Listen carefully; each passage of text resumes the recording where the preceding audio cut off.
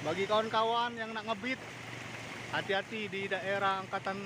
Hujan yang mengguyur Palembang Tempatnya sejak depan Sabtu dini hari rumah mengakibatkan sakit banjir Sidoarjo. kurang lebih setinggi 50 cm. Terjadi di Jalan Demang Lebar Daun Banjir, dan Simpang banyak Polda mobil Sumsel. terhalang. Warga menerangkan, air mulai naik sejak pagi yang diduga akibat saluran drainase tak berfungsi.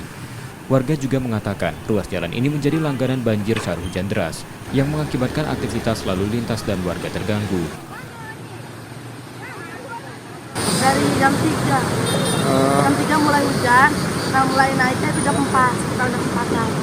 Iya, karena kan di sini emang rawan banjir juga. Makanya ya jaga aja ya, jaga kebersihannya kan.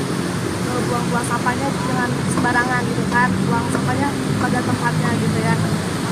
Biar gak terulang lagi gitu. Banjir berangsur surut saat hujan berhenti pada Sabtu siang. Reski Oktora, Muklas Diferensial, Kompas TV, Palembang, Sumatera Selatan.